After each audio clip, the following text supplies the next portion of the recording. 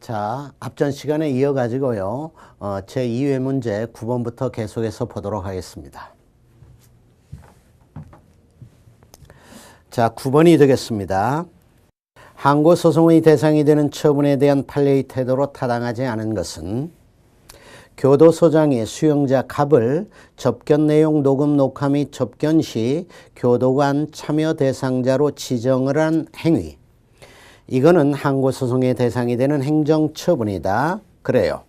자, 이렇게 교도관 참여 대상자로 지정을 하게 되면 그 자는 많은 제약을 받게 되죠. 그래서 이것과 관련해 가지고 우리 판례가 항고소송의 대상이 되는 행정처분이다. 이렇게 보았습니다.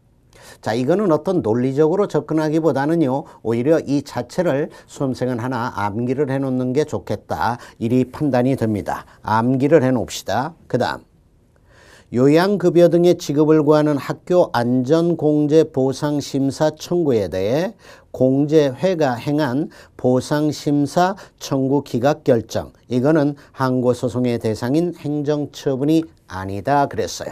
맞습니다.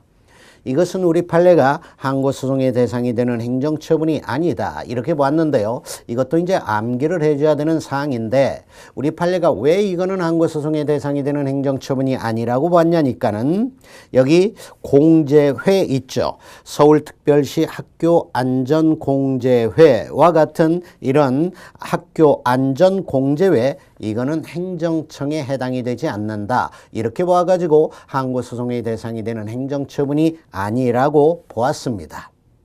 우리가 잘 알고 있는 바와 같이 항고소송의 대상이 되는 그 행정처분은 누가 하는 거죠? 누가? 행정청이 하는 겁니다. 그런데 여기 서울특별시 학교안전공제회, 학교안전공제회는 행정청이 아니다. 그래가지고 이것은 항고소송의 대상이 되는 행정처분이 아니다. 그렇게 본 겁니다. 학교안전공제회 동그라미입니다. 그 다음 도시환경정비사업을 직접 시행하려는 토지 등 소유자들이 사업시행인가를 받기 전에 거기 사업시행인가를 받기 전에 밑줄입니다. 사업시행인가를 받기 전에 작성한 사업시행계획은 항고소송의 대상이 되는 행정처분에 해당한다 그랬는데요. 사업시행인가를 받기 전에 작성한 사업시행계획, 토지 등 소유자들이 사업시행인가를 받기 전에 작성한 사업시행계획은 항고소송의 대상이 되는 행정처분에 해당하지가 않습니다. 해당하지 않아요. 그러니까 사업시행인가를 받고 난 후에 가령 사업시행계획을 작성을 했다. 이러면은 항고소송의 대상이 되는 행정처분에 해당할 여지가 있게 됩니다. 그러나 사업시행인가를 받기 전이라면 이때 토지 등 소유자들은 행정주체에 해당이 되는 게 아닙니다. 행정주체에 해당이 되는 게 아니고 따라서 이때 사업시행계획은 항고소송의 대상이 되는 행정처분이 아니다라고 하는 얘기예요. 그래서 우리 토지 등 소유자들이 사업시행인가를 받기 전에 이 부분을 밑줄 그어 놓읍시다. 이럴 때 사업시행계획은 항고소송의 대상이 되는 행정처분이 아니다. 자, 그래서 3번 문장 틀렸어요. 그 다음 민원사무 처리에 관한 법률 18조 1항에서 정한 거부처분에 대한 이의신청, 이거를 받아들이지 않는 취지의 기각결정 또는 그 취지의 통지입니다. 이거는 항고소송의 대상이 되지 못합니다. 이것도 우리 주의해 줘야 돼요. 자, 우리 판례가 이거 항고소송의 대상이 되는 행정처분이 아니다라고 봤는데 우리 판례가 왜 그렇게 보았냐니까는 이때 이 거부처분에 대한 이의신청이 있었어요. 그런데 이 이의신청을 받아들이지 않는 취지의 기각결정 또는 그 취지의 통지를 했더라. 이럴 때에 이 기각결정 또는 그 기각결정 취지의 통지 이게 어떤 의미를 갖느냐 그 의미를 알아놓으면 이 판례의 태도를 이해할 수 있어요. 그 의미는 뭐냐면 원래의 거부 처분을 그대로 유지한다라고 하는 취지의 통지일 뿐입니다. 원래의 거부 처분을 그대로 유지한다라고 하는 취지의 통지일 뿐이기 때문에 이게 별도의 어떤 이것에 의한 특별한 법적 효과가 발생하게 되는 건 아니다. 그래가지고 이거는 항고소송의 대상이 되는 처분이 아니다. 이렇게 왔어요. 그러니까요, 이렇게 거부처분에 대한 이의신청을 해가지고 그 이의신청에 대한 기각결정이 행정청으로부터 있었다 라고 할 때에도 소송을 제기한다 라고 할 것 같으면 그 거부처분에 대해서 소송을 제기해야 된다. 이렇게 되게 됩니다. 다만 이제 그 거부처분이 소송의 대상, 항고소송의 대상이 되는 것으로 드니 이제 거부처분에 대한 가령 취소를 제기했다라고 할 것 같으면 이게 제소기간이 지난 경우가 현실적으로 있을 수 있게 될 겁니다. 그래서 이때 이 거부처분에 대한 이의신청에 대한 기각결정은 항고소송의 대상이 되는 처분이 아니다라고 본 판례가 의미가 있는 거예요. 그러니까요, 이때 이 기각결정 이런 거 기다리지 말고 빨리 거부처분에 대해서 취소이라고 하는 항고소송 제기해야 된다라고 하는 것이 되게 됩니다. 자, 정답은 3번이 되겠고요. 그 다음에 10번. 행정절차법상의 처분의 사전통지입니다. 처분의 사전통지에 관한 다음 설명 중 타당하지 않은 것은 1번 국가공무법상 직위해제 처분에는 처분의 사전통지에 관한 행정절차법의 규정이 적용되지 않는다. 거기 직위해제 처분 동그라미입니다. 이 직위해제 처분에는 사전통지에 관한 행정절차법의 규정이 적용되지 않는다라고 하는 게 우리 대법원의 입장이에요. 요거 암기사항입니다. 외워줘야 되겠어요. 그 다음 모든 처분이 사전통지의 대상이 되는 것은 아니고 침익적 처분만이 사전통지의 대상이 된다. 그렇죠? 수익적 처분은 사전통지의 대상이 안 되는 겁니다. 침익적 처분만이 사전통지의 대상이 되고 모든 처분 동그라미, 그 다음에 침익적 처분 동그라미입니다. 그 다음 공공의 안전 또는 복리를 위해서 긴급히 처분을 할 필요가 있는 경우에는 사전 통지를 하지 아니할 수가 있다. 맞죠? 자, 침익적 처분을 할 때에는 그 침익적 처분을 하는 행정청은 행정절차법에 의해서 원칙적으로 사전 통지를 해 주어야 합니다.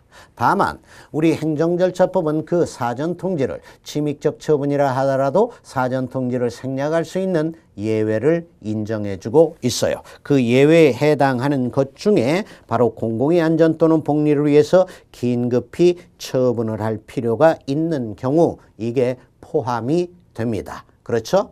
제가 이것은 이제 기본이론 시간에 얘기를 하는데요. 그 긴자성의 경우, 긴자성 이것의 경우에 사전통지를 생략할 수 있도록 우리 행정절차법에서 규정을 해놓고 있죠. 그럴 때 그 긴자성에서의 긴, 이게 바로 여기 3번 문장에 해당이 되는 경우입니다. 다시 말해서 공공의 안전 또는 복리를 위해서 긴급히 처분을 할 필요가 있는 경우 여기에 긴급히가 긴자성에서의 긴이다. 그런 얘기입니다.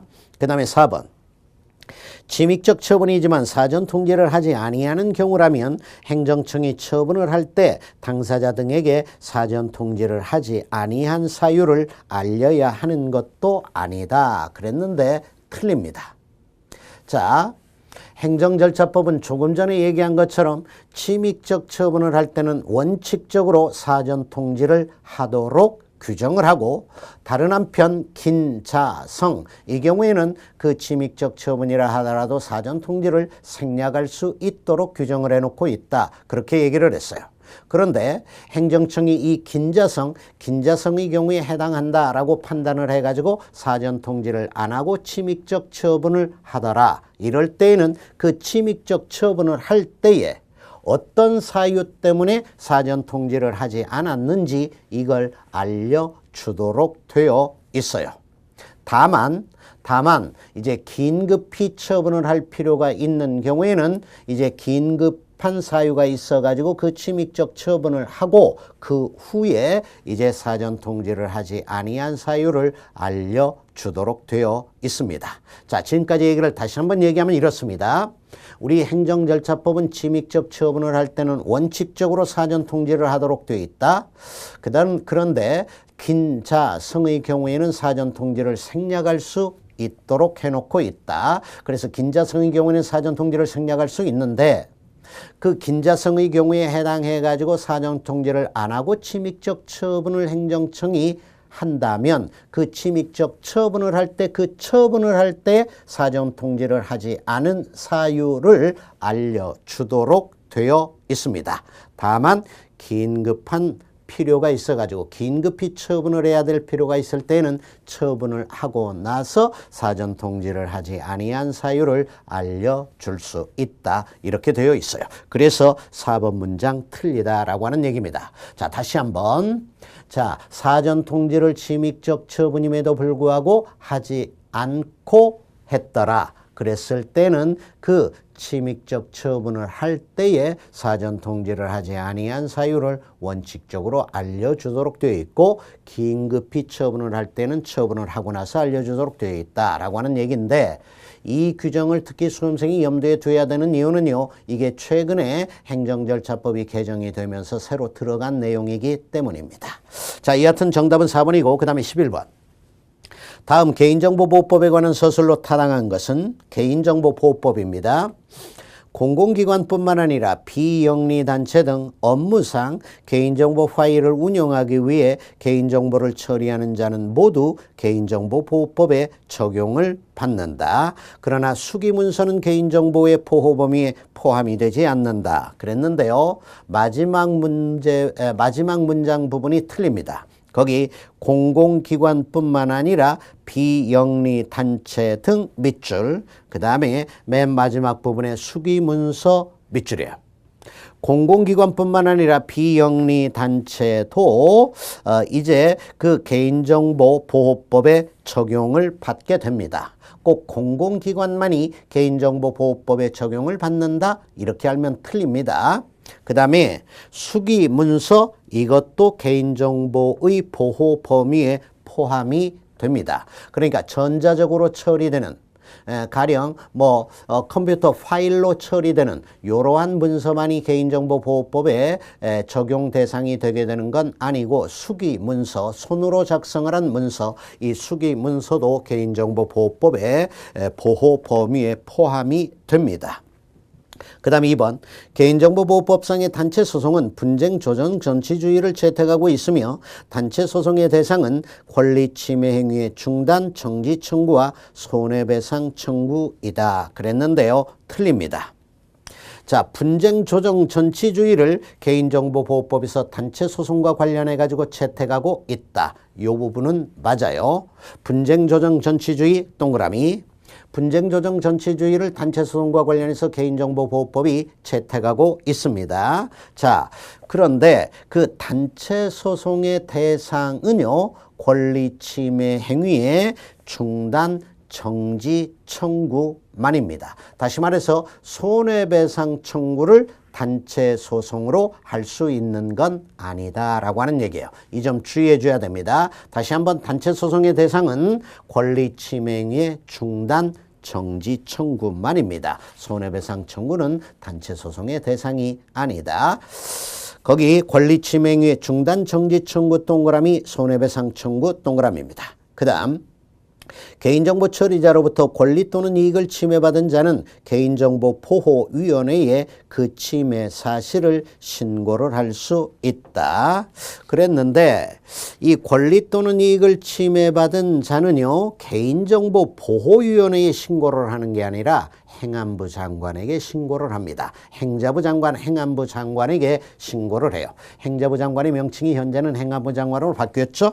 하여튼 행안부 장관에게 신고를 하는 겁니다. 그 다음 개인정보의 불법 유통으로 취득한 금품이나 그 밖의 이익은 몰수를 할 수 있으며 이를 몰수할 수 없을 때에는 그 가액을 추징을 할 수 있다. 거기 몰수 동그라미, 그 가액을 추징 동그라미입니다. 맞아요. 개인정보보호법이 최근에 개정이 되면서 이 몰수에 관한 규정이 새로 들어갔습니다. 그래서 이 몰수, 그 다음에 몰수가 불가능한 경우에 그 가액의 추징에 관한 규정이 개인정보보호법에 존재한다. 정답은 4번이 되겠어요. 그 다음에 새로운 실효성 확보 수단에 관한 설명으로 타당하지 않은 것은 1번 가산금이 납부 불성실 행위나 신고 불성실 행위 등의 경우에 부과 징수가 된다면 가산세는 행정상 금전급부 의무를 납부기한까지 납부하지 아니함에 대한 지연 이자의 의미를 갖는 것이다. 그랬는데 이건 틀렸죠. 가산금하고 가산세 이걸 수험생이 제대로 구별하고 있느냐 이걸 묻는 문장이에요. 이걸 제대로 구별하고 있느냐. 우리 가산금은 뭐죠? 납기가 경과했을 때 법의 규정에 의해서 자동적으로 붙게 되는 금전이에요. 그렇죠? 이 가산금은 따라서 납기가 경과했을 때 붙는 것이니까 이건 이자에 해당이 되는 성격을 띠는 겁니다. 그런데 가산세는요 납부 불성실 행위다 또는 신고 불성실 행위다. 여기에 대해서 부과 징수하는 세금이 가산세입니다. 그래서 가산세는요 가산금하고는 성질이 달라요. 납부 불성실 행위나 신고 불성실 행위에 대해서 가산세를 부과를 했다. 그럴 때에도 그 가산세에 대해서 납기가 경과했다. 그러면은 또 가산금이 붙을 수 있게 됩니다. 붙을 수 있는 것이 아니라 붙게 되는 거예요. 하여튼 이렇게 되는 것이거든요. 그래서 이 1번 문장은 설명이 앞뒤로 되어 있어요. 앞에 것이 가산금이 아니고 가산세고 뒤에 게 가산금이 아니라 가산세가 되는 겁니다. 앞뒤가 뒤바뀐 문장. 그 다음에 2번. 가산세를 부과함에 있어 납세자의 고의과실은 고려가 되지 않지만 의무혜택에 정당한 사유가 있는 경우에는 부과할 수 없다. 맞아요. 가산세 동그라미 고의과실 밑줄 그 다음에 의무혜택에 정당한 사유 밑줄입니다. 맞아요. 이 가산세도 고의과실은 요건이 아닙니다. 그러나 의무예태를 타다할 수 없는 정당한 사유가 있다. 이럴 때에는 가산세 부과할 수 없다라고 보는 게 우리 판례예요. 우리 앞에서 행정적 제재조치와 관련된 내용을 얘기했습니다. 행정적 제재조치. 행정적 제재조치는 우리 쪽에게 행정법규 위반이라고 하는 객관적 사실만 있으면 우리에게 고의과실이 있냐 없냐라고 하는 걸 따지지 않고 행정적 제재 조치가 가능하다라고 하는 얘기를 앞에서 했습니다. 다시 말해서 행정적 제재 조치에는 고의 또는 과실은 요건이 아니다. 그런 얘기를 우리가 했었어요. 그렇죠? 그런데 그러한 행정적 제재 조치와 관련해 가지고도 여기와 같이 똑같이 얘기할 수 있어요. 다시 한번 얘기를 하면 그렇다면 행정적 제재 조치는 고의 또는 과실은 요건이 아니다. 그러나 의무예태를 타다할 수 없는 정당한 사유가 있는 경우에는 행정적 제재 조치 할 수 없다. 이렇게 됩니다. 사실 이 가산세라고 하는 것도 일종의 제재 수단에 해당이 됩니다. 자, 그래서 똑같은 논리가 여기에도 적용이 된다라고 하는 얘기예요. 자, 여하튼 2번은 맞고요. 그 다음에 공급 거부에는 법적 근거가 필요한데 실정법상 공급 거부에 관한 규정은 찾아보기 어렵다. 그래요. 공급 거부 동그라미 실정법상 찾아보기 어렵다 밑줄입니다. 과거에 공급 거부에 관한 규정이 우리 건축법 등에 있었습니다. 과거에 있었어요. 그런데 그 공급 거부에 관한 우리 실정법상의 규정이 현재는 다 삭제가 되고 존재하지 않습니다. 그래서 현 실정법상 공급 거부에 관한 규정은 찾아보기 어렵다라고 볼 수 있어요. 그 다음 관어사업에 제한은 국세징수법, 지방세 기본법, 건축법 등 많은 법률에서 규정을 해놓고 있다. 맞아요.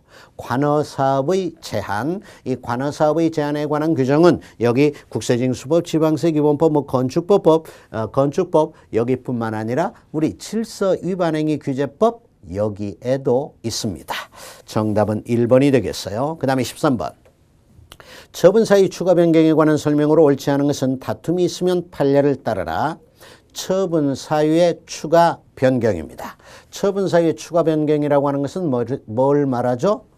소송이 제기되어 있습니다. 소송이 계속 중이에요. 자, 소송이 계속 중일 때 피고인 행정청 쪽에서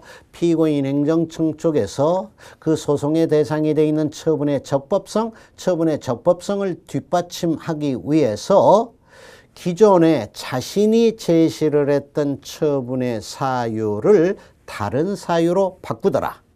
그 다음에 그게 아니라 그 기존에 자신이 제시했던 처분 사유에다가 이제 새로운 처분 사유를 추가하더라. 이게 처분 사유의 추가 변경의 문제가 되게 됩니다. 다시 한번 얘기하면 이렇습니다.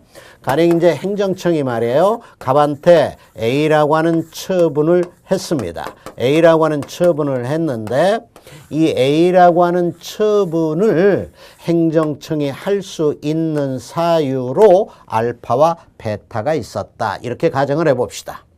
가령 그러니까 A라고 하는 처분을 할 수 있는 사유로 A라고 하는 처분이 1개월의 영업정지 처분인데 청소년에게 주류를 제공했다. 그 다음에 영업시간을 초과해서 영업행위를 했다. 뭐 이런 사유가 있었다 이렇게 해보자는 얘기죠.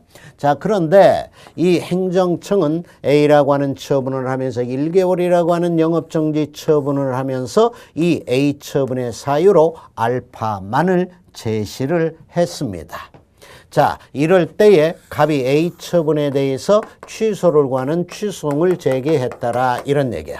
그래가지고 이 소송이 계속 중입니다. 다시 말해서 법원에 의해서 심리가 되고 있다 이 말이에요. 소송이 계속 중입니다. 이럴 때에 피고인이 행정청 쪽에서 이 처분의 사유로 당초에 제시했던 이 알파라고 하는 것을 베타로 바꾸더라. 또는 알파에다가 베타라고 하는 사유를 추가하더라. 이럴 때에 이게 바로 처분 사유의 추가고 이게 변경이 되게 됩니다. 그런데 과연 이게 가능하냐라고 하는 문제가 있죠. 이 처분 사유의 추가 변경이라고 하는 게 가능하냐 이 문제가 있다는 얘기예요. 이럴 때 이 베타라고 하는 사유 행정청이 들고 나온 추가 변경하고자 하는 이 베타라고 하는 사유는요. 이 처분 당시에 존재하는 사유입니다. 자, 그런데 이러한 처분 사유 추가 변경이 가능하냐라고 하는 문제가 있어요. 자, 이것과 관련해 가지고 옳지 않은 것은 다툼이 있으면 판례를 따르라. 1번. 당초 처분 사유와 기본적 사실관계가 동일하다고 인정이 되는 한도 내에서만 처분 사유를 추가 변경할 수 있다라고 보는 게 통설 판례다. 그렇죠? 처분 사유 추가 변경을 흔히 줄여서 처추변이라고 말합니다. 기본적 사실관계의 동일성을 흔히 줄여서 기사동 이렇게 말을 해요. 그렇다면 이제 처추변은 기사동이 범위 내에서만 가능하다라고 하는 것이 되게 되고 이게 곧 통설이고 판례입니다. 처추변이 가능하냐? 기사동의 범위 내에서만 가능하다라고 보는 게 통설이고 판례예요. 1번은 맞고 2번. 추가 또는 변경된 사유에 대해 당사자가 그 사실을 알고 있었다라고 해서 당초의 처분 사유와 추가 또는 변경된 사유의 동일성이 당연히 인정이 되는 것은 아니다. 그렇습니다. 거기 추가 또는 변경된 사유에 대해 당사자가 그 사실을 알고 있었다 하여 밑줄이에요. 당사자가 그 사실을 알고 있었다라고 해서 추가 변경하고자 하는 그 사유의 동일성이 인정이 되게 되는 건 아닙니다. 그러니까 이게 무슨 말이냐면요. 가령 이 베타라고 하는 처분 사유의 추가 변경이 가능하냐? 이거를 아까 좀 전에 얘기한 것처럼 기본적 사실관계의 동일성이 인정이 되는 범위 내에서만 가능하다. 그렇게 얘기를 했는데요. 그렇게 얘기를 했는데 이 베타라고 하는 사유, 이 베타라고 하는 사유를 이 갑이라고 하는 자가 알고 있었다라고 해서 알파하고 이 베타가 기본적 사실관계에 동일성이 있는 것으로 되는 것은 아니다라고 하는 얘기예요. 이 알파와 베타라고 하는 사유가 기본적 사실관계에서 동일하냐 동일하지 않냐라고 하는 것은 객관적으로 판단이 되는 것이지 이 처분의 상대방인 갑이 그거의 동일성을 알고 있었냐 없었냐라고 하는 것에 의해서 이게 결정이 되는 건 아닌 겁니다. 알았다라고 하더라도 기사동이 인정 안 될 수도 있는 것이고 몰랐다라고 하더라도 기사동이 얼마든지 인정이 될 수 있는 것이고 이렇게 된다는 얘기예요. 맞는 내용. 그 다음에 3번 미디어밸리 조성을 위한 시가화 예정지역이라고 하는 처분 사유와 해당 토지 일대가 개발행위 허가 제한지역으로 지정이 되었다라고 하는 처분 사유는 기본적 사실관계의 동일성이 인정이 된다 그랬는데요. 이거는 기본적 사실관계의 동일성이 인정되지 않습니다. 자, 왜 그러냐면요. 자, 여기 알파와 베타가 기본적 사실관계에 있어서 동일하냐 라고 하는 것에 의해서 처분 사유의 추가 변경의 가능성이 판가름이 되게 되는데 이때 이 기본적 사실관계가 동일하냐 동일하지 않냐라고 하는 것은 어떻게 판단을 하냐면 사실관계가 그러니까 이 알파하고 베타라고 하는 것이 법적으로 평가를 해가지고 동일하냐 동일하지 않냐 이렇게 판단하는 게 아니에요. 법적으로 평가를 해가지고 판단을 하는 것이 아니라 사회적 측면에서 평가를 해봐가지고 사실관계가 동일한지의 여부를 판단합니다. 다시 한번. 자, 처추변은 기사동의 범위 내에서만 가능한데 그때 기본적 사실관계가 동일하냐 동일하지 아니하냐라고 하는 것은 그 사실관계를 법률적으로 평가하기 이전에 사회적 사실관계가 동일하냐 그렇지 아니하냐라고 하는 측면에서 판단을 한다라고 하는 얘기예요.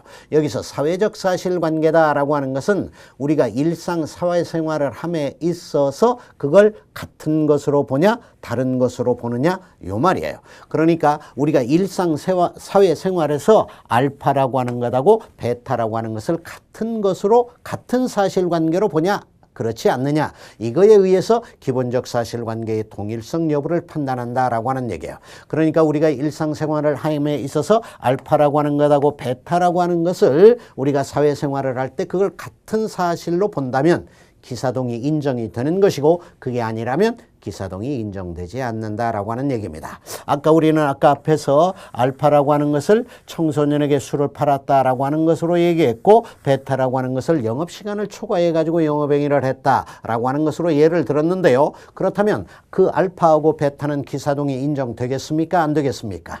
기사동이 인정되지 않을 겁니다. 이거는 청소년에게 술 팔았다는 것이고 이것은 영업시간을 초과해가지고 영업행위를 했다는 거 아닙니까? 이거는 딴 얘기인 거예요. 딴 얘기. 그렇죠? 그러니까 우리가 사회생활을 할 때 이거는 도저히 같은 내용으로 보아주질 않는다는 얘기입니다. 사회생활을 할 때 그걸 같은 얘기로 보면 이거는 기사동이 인정이 되는 것이고 다른 것으로 보면 기사동이 인정되지 않는다. 이렇게 되게 되는 것입니다. 하여튼 그렇게 되는데 우리 3번 문장 봅시다. 미디어밸리 조성을 위한 시가와 예정지역이라고 하는 처분사유. 거기 미디어밸리 조성을 위한 시가와 예정지역 밑줄. 이게 처분사유였었는데 그 다음에 해당 토지 일대가 개발행위 허가 제한지역으로 지정되었다 밑줄. 이것하고는 기사동이 인정되겠어요? 안 되겠어요? 이걸 사회적으로 우리가 일상사회생활을 할 때 평가를 해봤을 때 이게 같은 얘기입니까? 다른 얘기입니까? 이건 딴 얘기잖아요. 그러니까 기사동이 인정 안 된다 이 말이에요.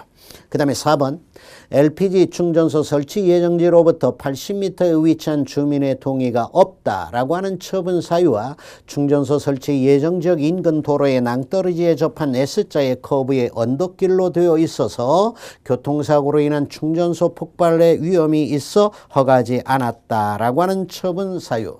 이거는 어떻습니까? 완전히 딴 얘기잖아요. 딴 얘기. 그러니까 이거는 기사동이 인정되지 않는다. 이렇게 되게 됩니다. 정답은 3번이 되겠어요. 그 다음 14번. 원고 갑과 행정청 사이의 항고소송 결과에 따라 권리 침해를 받을 을이 존재하는 경우 을의 소송 참가에 관한 설명으로 옳지 않은 것은 이랬어요. 여기서 을의 소송 참가 이랬는데 이때 을이라고 하는 자가 누굽니까? 제3자죠. 그래서 제3자의 소송 참가 이걸 묻고 있는 문제가 바로 이 문제입니다. 그렇죠? 우리 행정소송법은 판결의 효력 그러니까 가령 처분을 취소하는 판결의 효력을 제3자에게 미치도록 규정을 해놓고 있죠. 이게 바로 취소 판결의 제3자효가 됩니다. 우리 행정소송법은요. 처분을 취소하는 확정 판결은 제3자에게도 미친다 이렇게 규정을 해놓고 있어요. 그래 놓고 그런 다른 한편 이제 제3자의 소송 참가를 규정해 놓고 있고 또 제3자의 재심 청구를 규정해 놓고 있습니다. 그러니까 다시 한번 판결의 효력 처분을 취소하는 판결의 효력이 제3자에 미칩니다. 이게 제3자효예요. 판결의 제3자효고 다른 한편 제3자의 소송 참가 그 다음에 제3자의 재심 청구 여기에 관한 규정을 두어놓고 있습니다. 여하튼 그렇게 되는데 여기 제3자인 을의 소송 참가에 관한 설명으로 옳지 않은 것은 1번 법원은 직권에 의해 을을 소송에 참가시킬 수 없다. 말도 안 됩니다. 자, 제3자가 소송에 참가할 수 있도록 하는 규정이 우리 행정소송법 16조에 있어요. 자, 행정소송법에 제3자의 소송 참가에 관한 규정이 있는데 그때 소송 참가는 어떻게 하냐면요. 직권 또는 신청에 의해서 참가를 하게 됩니다. 그러니까 직권에 의해서는 참가시킬 수 없다. 말도 안 되는 거예요. 직권으로 참가시킬 수도 있고 신청을 하니까 그 신청을 받아들여 가지고 법원이 참가시키기로 하는 결정을 해가지고 참가를 한다. 이렇게도 되는 겁니다. 그 다음 법원은 피고 행정청의 신청에 의해 을을 소송에 참가시킬 수 있다. 그 다음에 3번 법원은 을의 신청에 의해 을을 소송에 참가시킬 수 있다. 그 다음에 4번 법원은 갑의 신청에 의해 을을 소송에 참가시킬 수 있다. 다 맞는 내용이에요. 그러니까 이렇게 됩니다. 가령 지금 이런 얘기예요. 자, 이 처분에 대한 이제 소송을 제기를 했다. 갑이 제기를 했습니다. 그런데 지금 이 처분하고 이해관계가 있는 가령 을이라고 하는 자가 있더라. 이렇게 해보자는 얘기입니다. 이럴 때에 을이 이 갑이 제기한 이 소송에 참가를 하는 것, 그런 게 지금 소송 참가예요. 소송 참가라고 하는 것은 다른 자가 제기한 소송에 참가하는 것이거든요. 그럴 때 지금 우리 행정소송법이 제3자의 소송 참가를 규정을 해놓고 있는데 이때 이 소송 참가는 어떻게 하느냐. 이 소송을 제기받은 법원, 이 소송의 수소법원이 직권으로 이 을이라고 하는 자를 이 소송에 참가시킬 수가 있고 다른 한편 요자 참가시켜달라라고 하는 신청을 하건다. 요자가 신청을 한다. 또는 을 자신이 신청을 한다. 이런 것에 의해 가지고 다 법원이 참가시키기로 하는 결정을 해가지고 참가를 할 수가 있게 됩니다. 그래서 법원의 직권, 그 다음에 요자 또는 요자의 신청에 의한 참가 이렇게 되게 되는 거예요. 정답은 1번이 되겠고요. 그 다음에 15번. 법규명령의 통제에 관한 설명으로 옳지 않은 것은 법규명령에 대해 헌법소원을 제기할 수 있는가에 대해 대법원은 부정을 하지만 헌법재판소는 긍정을 한다. 그렇죠? 대법원은 부정, 동그라미, 헌법재판소는 긍정, 동그라미입니다. 그렇습니다. 대법원은 법규명령에 대한 헌법소원은 안 된다라고 봐야 된다. 이런 입장이에요. 그런데 우리 헌법재판소는 인정을 합니다. 타수설도 인정을 해요. 그래서 지금 현실적으로 법규명령에 대한 헌법소원이 가능합니다. 헌법소원의 대상이 되냐 안 되냐라고 하는 것은 결국은 누가 판단하겠어요? 헌법재판소가 판단을 하겠죠. 헌법재판소는 긍정을 하니까 법규명령에 대한 헌법소원이 현실적으로는 가능한 겁니다. 대법원이 안 된다라고 하더라도 그거는 현실적으로는 구속적이지 못해요. 그 다음에 2번 법원은 법률에 위반되는 법규명령에 대해서 추상적 규범 통제를 통해 무효로 할 수 있다. 지금 법규명령 이게 규범이죠. 규범의 하나인데 우리 경우는 이런 법규명령과 같은 규범을 통제하는 방법으로 원칙적으로 구체적 규범 통제 제도를 채택하고 있습니다. 특별한 규정이 법에 존재하는 경우가 아닌 한 추상적 규범 통제는 허용이 되질 않아요. 그래서 원칙적으로 구체적 규범 통제가 가능하고 추상적 규범 통제는 안 됩니다. 거기 추상적 규범 통제 동그라미. 그래서 추상적 규범 통제를 통해 무효로 할 수 있다. 틀렸고요. 그 다음에 법원에 의한 법규명령의 통제는 구체적 사건에 대한 재판의 전제가 되는 경우 간접적 통제 방식으로 행한다. 이 3번이 뭐죠? 바로 이게 구체적 규범 통제가 되는 것입니다. 그 다음에 4번 재판의 전제가 된 법규명령이 법원에 의해 위헌 위법 판단을 받았다 하더라도 법규명령이 일반적으로 효력을 상실하는 것은 아니고 당해 사건에서만 적용이 배제된다는 게 일반적 견해이다. 맞지요? 자, 법규명령에 대해서 법원이 구체적 규범 통제를 통해 가지고 법규명령이 위헌이다, 위법이다 라고 하는 점을 인정했다 라고 하더라도 그때 위헌이다, 위법이다 라고 하는 법원의 그 판단은 그 사건에서만, 당해 사건에서만, 그 사건에서만 의미를 갖습니다. 따라서 그 사건에서만 그 위헌 위법 판단을 받은 법규명령은 없는 것처럼 되는 거예요. 그 사건에서만 위헌 위법 판단을 받은 그 법규명령은 적용이 배제가 되는 것일 뿐입니다. 그래서 이렇게 되기 때문에 그걸 뭐라고 표현을 하냐면 4번 문장처럼 표현을 하는데요. 다시 한번 보면은 재판의 전제가 된 법규명령이 법원에 의해 위헌의무 판단을 받았다 하더라도 법규명령이 일반적으로 효력을 상실하는 것은 아니고 거기 일반적으로 효력을 상실 동그라미 일반적으로 효력을 상실하는 것은 아니고 당해 사건에서만 적용이 배제 거기다 동그라미 당해 사건에서만 적용이 배제된다라고 보는 것이 일반적 견해입니다. 자, 이렇게 되면은 법원에 의한 규범의 법규명령이라고 하는 규범의 구체적 규범 통제의 효과는 어떻다? 개별적이다. 이렇게 됩니다. 그래서 이거를 개별적 효력이다. 이렇게 말하기도 해요. 자, 정답은 2번이고요. 그 다음에 16번. 판결에 의해 취소되는 처분이 당사자의 신청을 거부하는 것을 내용으로 하는 경우 그러니까 거부 처분이 판결로 취소가 되었다 이런 얘기겠죠. 이 경우 그 처분을 행한 행정청이 해야 할 처분으로 옳은 것은 그랬어요. 1번 판결의 취지에 따라 다시 이전의 신청에 대한 인용 처분을 해야 한다 그랬는데 인용 처분 때문에 틀렸습니다. 자, 거부 처분이 판결로 취소가 되었다. 그러면은 거부 처분을 한 행정청에게는 재처분 의무가 부과가 됩니다. 다시 한번 처분을 해줘야 될 의무가 부과가 된다 이 말이에요. 이때 주의할 것은요. 그 거부 처분을 한 행정청은 다시 처분을 해야 합니다. 다시 처분을 할 수 있다 이게 아니에요. 다시 처분을 해야 합니다. 자, 우리 행정소송법이 어떻게 규정을 해놓고 있냐면은 거부처분에 대한 취소 판결이 확정이 되었을 때에는 거부처분을 한 행정청은 이전의 신청에 대해 다시 처분을 하여야 한다 이렇게 규정을 해놓고 있어요. 이전의 신청에 대해서 다시 처분을 할 수 있다 이게 아닙니다. 요거 주의해 줘야 돼요. 그래서 다시 처분을 해야 합니다. 즉 재처분 의무가 부과가 되는데 이때 그 행정청이 다시 처분을 하는 것은 어떤 처분이어야 됩니까? 판결의 취지를 존중해서 다시 처분을 해야 되는 거예요. 여기서 특히 포인트는 판결의 취지를 존중해서 요겁니다. 그래서요, 두 가지를 특히 수험생이 주의해야 돼. 판결의 취지를 존중해서 다시 처분을 한다라고 하는 것, 다시 처분을 할 수 있다가 아니고 다시 처분을 해야 한다라고 하는 것, 요겁니다.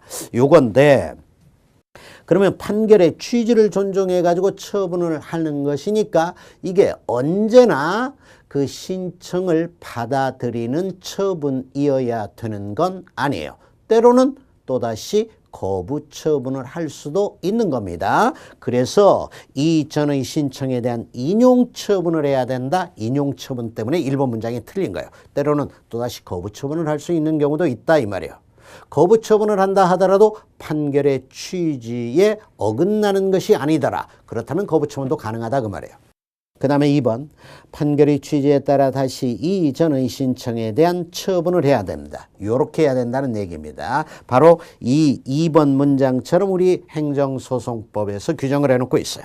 그 다음에 판결의 취지에 따라 새로운 신청에 대한 처분을 해야 된다. 새로운 신청은 필요하지 않습니다. 우리가 이미 해놓은 신청이 있었던 것 아닙니까? 그 신청에 대해서 다시 처분을 해야 돼요. 그래서 새로운 신청에 대한 요것 때문에 3번 문장이 틀렸고요. 그 다음에 4번 판결의 취지에 따라 새로운 신청에 대한 인용 처분을 해야 된다. 4번 문장은 더더욱 틀렸죠. 특히 이제 2번 문장이 맞는데 2번 문장과 관련해 가지고 다시 이전의 신청에 대한 거기 이전의 신청 동그라미 그 다음에 처분을 하여야 동그라미입니다. 됐습니다. 그 다음에 정답은 2번이고 17번이 되겠어요. 행정의 하자에 관한 설명으로 옳지 않은 것은 다툼이 있으면 판례를 따르라. 법률이 위헌으로 결정이 된 후 그 법률의 근거에서 발령이 되는 행정처분은 위헌 결정의 기속력에 반함으로 그 하자는 중대하고 명백해서 당연 무효가 된다. 그렇죠? 이때의 처분은 무효입니다. 그 판결의 기속력, 그 법률의 판결이 아니고 법률에 대한 위헌 결정, 헌법재판소가 한 법률에 대한 위헌 결정의 기속력에 저촉이 되어서 무효가 되는 거예요.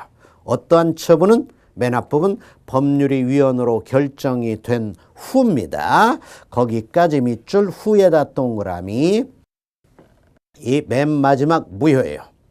법률이 위헌으로 결정이 된 후에 그 법률의 근거에서 발령이 되는 행정처분은 그 법률에 대한 헌법재판소의 위헌 결정의 기속력에 저촉이 되는 것으로 무효입니다. 무효에다 동그라미. 그 다음 법률의 근거에서 행정청이 행정처분을 한 후에 헌법재판소가 그 법률을 위헌으로 결정을 했다면, 자 여기까지만 보면 이 2번 문장은 1번 문장하고 어떤 점에서 차이가 있습니까? 지금 2번 문장하고 1번 문장의 차이점을 간파를 해야 돼요. 그렇죠? 가령 여기 A 법률 10조가 있는데요. A 법률 10조에서 가처분에 관한 규정을 두어놓고 있더라. 지금 이런 상황입니다. 이런 상황인데요. 지금 요때 A 법률 10조에 근거해 가지고 행정청이 가라고 하는 처분을 요때 했습니다. 요때 했어요. 그런데 요 시점에서 A 법률 10조에 대해서 위헌이라고 하는 결정을 헌법재판소가 했다가 A 법률 10조에 대해서 이런 상황이고, 그 다음에 지금 요때 또 가라고 하는 처분을 행정청이 했더라 이런 얘기예요. 1번 문장은 요 경우를 얘기하고 2번 문장은 요 경우를 얘기하는 겁니다. 1번 문장의 경우에서 얘기했는데 요거는 이 A 법률 10조에 대한 헌법재판소의 위헌 결정의 기속력에 저촉이 되어서 이 처분은 무효다 이 말이에요. 이 처분은 무효다. 그렇다면 이 처분은 어떻게 되겠냐? 이것은 일반적으로 취소 사유 있는 처분으로 됩니다. 여기에 존재하는 하자는 중대하고 명백하지만, 여기에 존재하는 하자는 중대하지만 명백성의 요건은 일반적으로 충족이 돼요. 그래서 여기에 존재하는 하자는 중대하기는 하지만 명백하다라고 볼 수는 없다. 그래서 이제 취소 사유가 되는 겁니다. 이거는 취소 사유, 요거는 무효다 이 말이에요. 자, 2번. 법률의 근거에서 행정청이 행정처분을 한 후에 헌법재판소가 그 법률을 위헌으로 결정을 했다면 이랬어요. 거기 법률의 근거에서 행정청이 행정처분을 한 후에 밑줄 이렇게 했다면 결과적으로 그 행정처분은 하자가 있는 것이 된다라고 할 것이나, 특별한 사정이 없는 한 이러한 하자는 위 행정처분의 취소 사유에 해당이 될 뿐 당연 무효 사유는 아니라고 봄이 상당하다. 거기 특별한 사정이 없는 한 이러한 하자는 위 행정처분의 취소에 해당 밑줄. 그 다음 행정처분에 대해 그 행정처분의 근거가 된 법률이 위헌이다라고 하는 것을 이유로 무효확인 청구의 소가 제기된 경우에는 무효확인의 소가 제기된 경우까지 밑줄. 처음부터 다시 한번 행정처분에 대해 그 행정처분의 근거가 된 법률이 위헌이라고 하는 것을 이유로 무효확인 청구의 소가 제기된 경우에는 다른 특별한 사정이 없는 한 법원으로서는 그 법률이 위헌인지 여부에 대해서는 판단할 필요조차 없이 무효확인 청구를 각하를 하여야 한다 그랬는데요. 이 문장이 전부 다 맞습니다. 전부 다 맞는 건 아니죠. 99%가 맞아요. 그런데 맨 마지막 부분 그 각하해야 된다라고 하는 부분이 있죠. 여기가 틀렸습니다. 기각하여야 한다가 맞아요. 무효 확인 소송을 제기했는데 처분이 소송의 대상이 되어 있는 처분이 무효가 아니더라. 그렇다면 기본적으로 법원은 뭘 하는 겁니까? 각하를 하는 게 아니죠. 기각을 하게 되는 거예요. 자, 그리고 무효확인 소송은 우리가 현실적으로 어떤 때 제기를 하는 겁니까? 가령 불가증력이 발생을 했었다. 그러니까 처분이 있음을 한 날로부터 90일이 지났다. 이런 경우에 무효확인 소송을 제기해요. 그러니까 무효확인 소송을 제기했을 때 그렇게 쟁송 제기 기간이 지난 후에 무효확인 소송을 제기했더라. 그랬더니 이제 법원이 심리를 해봤더니 무효 사유인 하자는 없더라. 가령 뭐 취소인 하자만 있더라. 이럴 경우에는 인용 못하고 기각을 하는 것이지 그때 각하를 하는 건 아닌 겁니다. 각하를 하는 경우는 어떤 때 하는 거예요? 가령 제소기간이 지났다 할지 또는 소송의 대상이 될 수 없는, 다시 말해서 처분이 아닌 것에 대해서 항고소송을 제기했달지, 원고 적격이 없는 자가 제기했달지, 소익이 없달지, 이런 경우 등의 법원이 각하를 하는 것 아닙니까? 그죠? 이런 경우 등에 하는 거야. 자, 무효확인 소송을 제기를 해서 무효임을 주장을 했는데 무효가 아닌 취소 사유인 하자만이 있다. 이럴 때는 각하를 하는 게 아니죠. 그럴 때는 기각을 하든가 말든가 이렇게 되는 겁니다. 자, 이런 경우에 지금 한 날로부터 90일이 지난 후에 무효확인 소송을 제기했다는 거예요. 무효확인 소송에는 본래 제소기간이라고 하는 게 없기 때문입니다. 그래서 안날로부터 90일이 지났다, 불가증력이 발생을 했다, 이런 경우에 이제 무효확인 소송 제기했다. 그랬더니 소송의 대상이 되어 있는 처분이 취소 사유가 있더라. 그럼 법원은 각하를 하는 게 아니고 기각을 하는 겁니다. 좀 전에 얘기한 것처럼 여기에 존재하는 하자, 이 위헌 결정이 있기 전에 이미 행해졌었던 이 처분에 존재하는 하자는 취소하라고 그랬죠. 그래서 이 처분에 대해서 제소기간이 지난 후에 무효확인 소송을 제기했더라. 그럼 법원은 기각을 하는 겁니다. 각하가 아니고. 그래서 3번 문장 맨 마지막 각하를 기각으로 바꿔야 돼요. 그 다음 행정처분이 있은 후에 집행단계에서 그 처분에 근거된 법률이 위헌으로 결정이 되는 경우 그 처분의 집행이나 집행력을 유지하기 위한 행위는 위헌 결정의 기속력에 위반이 되어 허용되지 않는다. 이것도 중요한 문장입니다. 다시 한번 행정처분이 있은 후에 집행단계에서 그 처분에 근거된 법률이 위헌으로 결정이 되었다. 이때 그 처분의 집행이나 집행력을 유지하기 위한 행위는 위헌 결정의 기속력에 위반이 되어 허용이 되지 않는다. 이때 집행을 하는 행위를 했을 때 이 집행을 하는 행위도 무효가 됩니다. 자, 무슨 얘기냐면요. 가령 이런 얘기입니다.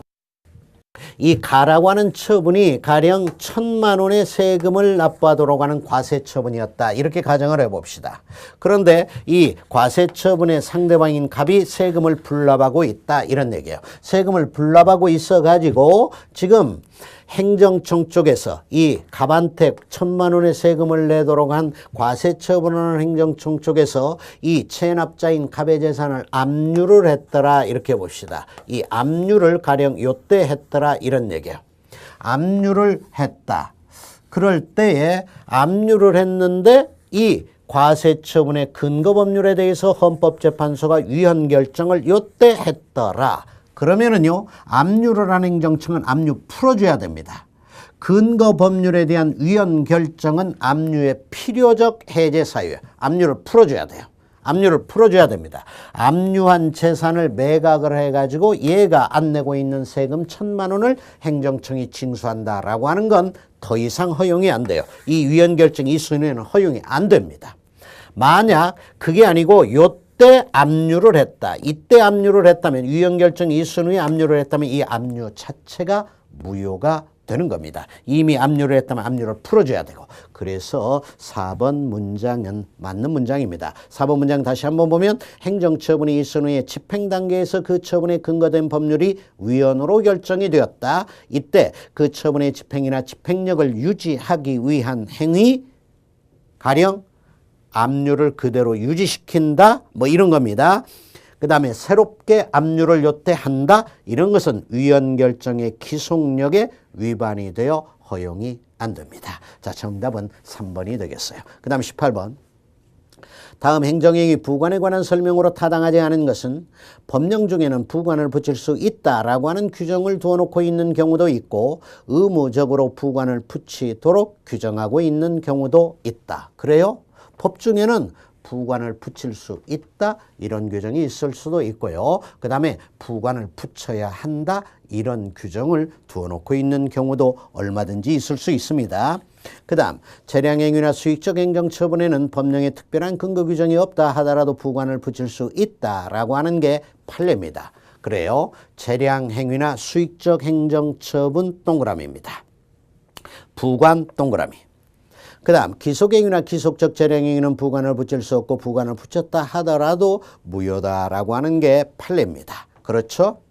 주의할 것은 이 경우에는 법의 규정이 없는 경우가 지금 여기에 전제가 되어 있는 것입니다. 기속행위나 기속재량행위라 하더라도요, 법에서 부관을 붙일 수 있다라고 하는 규정을 두어놓고 있을 때에는 그 규정에 의해서 부관을 붙일 수가 행정청이 있습니다. 우리가 일반적으로 재량행위는 부관을 붙일 수 있고 기속행위는 부관 못 붙인다, 이렇게 우리가 학습을 하는데요. 그거는 법의 규정이 없을 때 얘기예요. 부관을 행정청이 붙일 수 있냐 없냐라고 하는 것에 관한 법의 규정이 없을 때에 재량행위에는 부관행정청 붙일 수 있고 기속행위는 못 붙인다, 이 말이에요. 만약 법에서 재량행위라 하더라도 부관 못 붙이도록 하는 규정을 두어놓고 있으면 그 규정에서 부관 못 붙이게 되는 겁니다. 다른 한편 기속행위라 하더라도 법에서 부관을 붙일 수 있도록 하는 규정을 두어놓고 있다면 그 규정에 의해서 기속행위에도 행정청 부관 붙일 수 있게 되는 거예요. 법의 규정이 없음에도 불구하고 기속행위나 기속적 재량행위에 행정청이 부관을 붙였다라고 할 것 같으면 그 부관은 무효라는 게 판례입니다. 무효라는 점 주의해야 됩니다. 취소할 수 있는 부관이 된다? 이게 아니야. 그래서 3번 문장 무효 동그라미. 그 다음에 부당결부 금지 원칙에 위반이 되는 부관이나 공법상의 권리관계를 대상으로 한 부재소 특약의 부관은 모두 무효이다. 그랬는데요. 틀렸습니다. 거기 뒷부분 공법상의 권리관계를 대상으로 한 부재소 특약 동그라미입니다. 이거는 무효라는 게 우리 판례입니다. 그러니까 사법상의 권리가 아니고 공법상의 권리관계를 대상으로 한 부재소 특약입니다. 다시 말해서 행정소송 사항에 대한 부재소 특약 이렇게 될 거예요. 이것에 대해서는 우리 판례 허용을 하지 않습니다. 그래서 이때의 부재소 특약은 무효다 이렇게 봅니다. 부재소 특약이라고 하는 것은 제소하지 않기로 하는 특별한 약정 이 말이에요. 그 다음에 부당결부 금지 원칙에 위반이 되는 부관 있는데 이거는 일반적으로는 무효는 아닙니다. 그래서 부당결부 금지 원칙에 위반이 되는 부관은 무효다. 이 부분이 틀린 거예요. 그래서 부당결부 금지 원칙에 위반이 되는 부관은 무효는 아니고요. 일반적으로는 취소 사유에 있는 것으로 되게 됩니다. 이거는 꼭 부당결부 금지 원칙에 위반이 되었다 이것만을 말하는 건 아니고 행정법의 일반 원칙, 행정법의 일반 원칙에 위반이 되는 부관은 일반적으로는 취소 사유에 있는 것으로 봅니다. 무효는 아닌 게 일반적이다. 자, 그래서 정답은 4번. 그 다음에 19번. 다음 손실보상의 결정에 관한 서술로 타당하지 않은 것은 다툼이 있으면 판례를 따르라. 1번 법률이 보상에 대한 협의 재결 절차를 규정하고 있는 경우에는 토지수용위원회의 재결 절차를 거쳐 재결로 정해진 보상액을 다툴 수도 있고 토지수용위원회의 재결 절차를 거치지 않고 곧바로 소송으로 보상금 지급 청구를 할 수도 있다. 그랬는데 이거 틀립니다. 틀리는 이유가 이 1번 문장과 관련한 포인트를 잘 집어야 돼요. 포인트가 뭐냐면 맨 앞에 있는 문장입니다. 법률이 보상에 대한 협의 재결 절차를 규정하고 있는 경우 이거예요.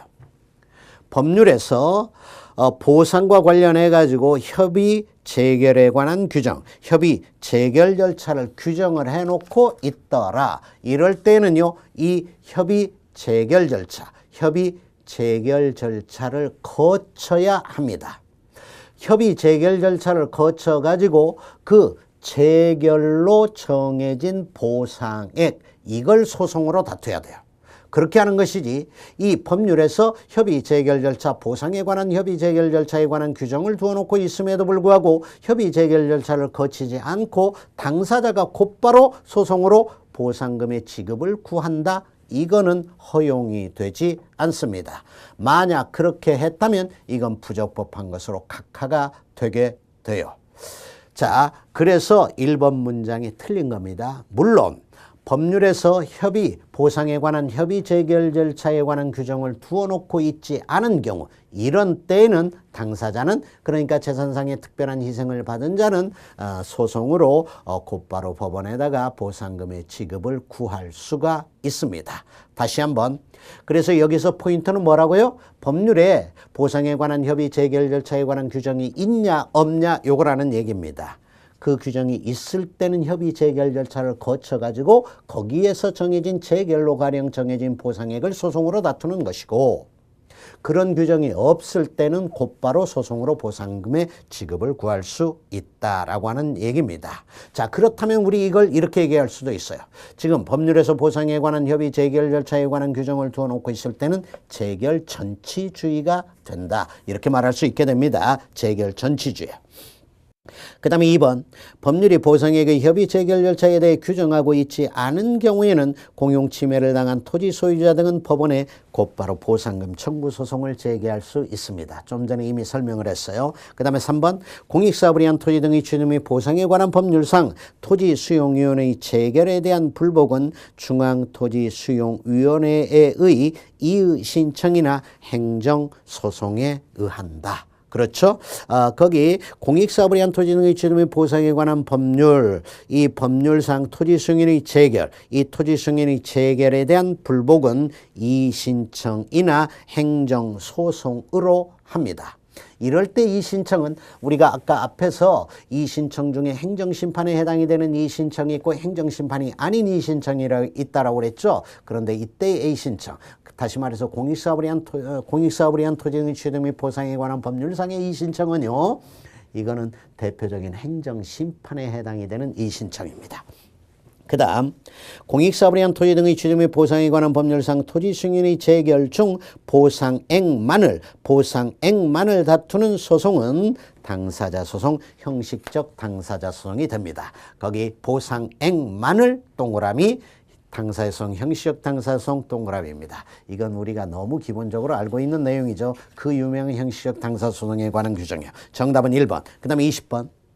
행정형이 하자의 치유에 관한 다음 서술 중 타당하지 않은 것은 다툼이 있으면 판례를 따르라. 1. 하자의 치유의 효과는 처분시로 소급을 한다.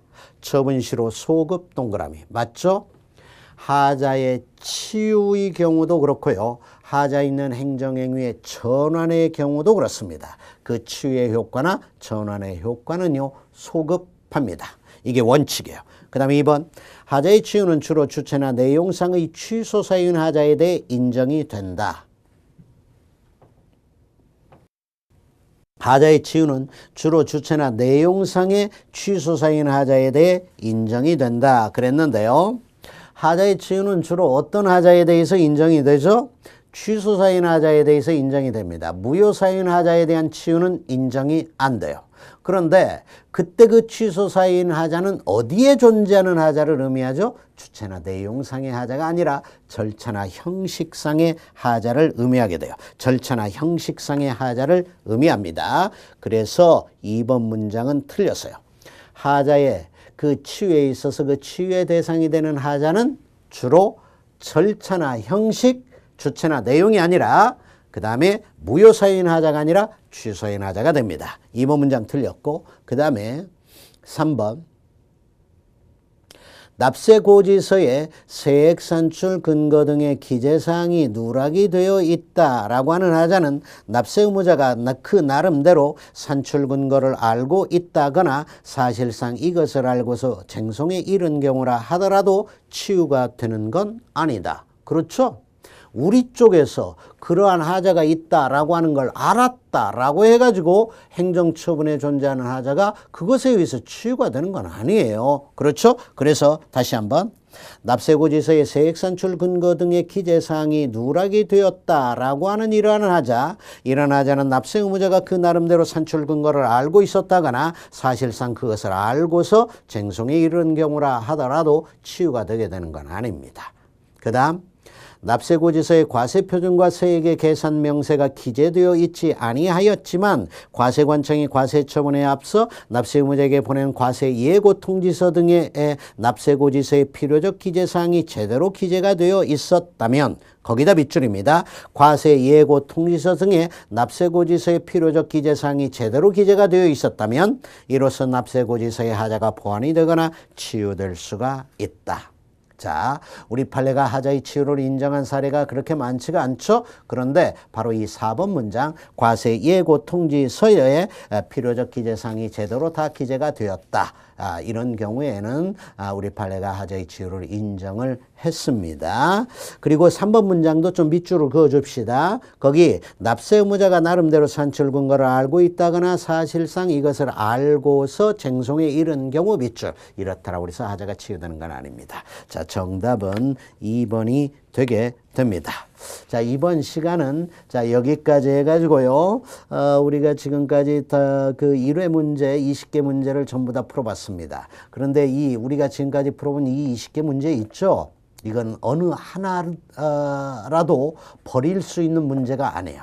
어느 하나라도 버릴 수 있는 문제가 아닐 뿐만 아니라요. 그 각각의 문제에 있는 4개의 선지 있죠. 4개의 지문 있죠. 이 4개의 지문도 어느 하나도 버릴 수 없는 문장들입니다. 전부 다 하나하나를 여러분들이 곱씹어 가지고 제대로 분명하게 이해를 해주면서 학습을 해 주어야 되겠어요. 물론 내가 이거는 기본적으로 암기를 해줘야 된다 이렇게 얘기한 부분이 있죠. 그거는 여러분들이 좀 암기를 해주고 그렇게 하면 됩니다. 우리가 지금까지 풀어본 1번부터 20번까지의 문제는 대단히 중요한 문제고요. 그 다음에 여러분들이 그 고득점을 하는데 그야말로 놓쳐서는 아니 되는 문제들이고 문장들이다 이렇게 말할 수 있습니다. 자, 이번 시간 강의 마칩니다. 여러분 수고하셨습니다.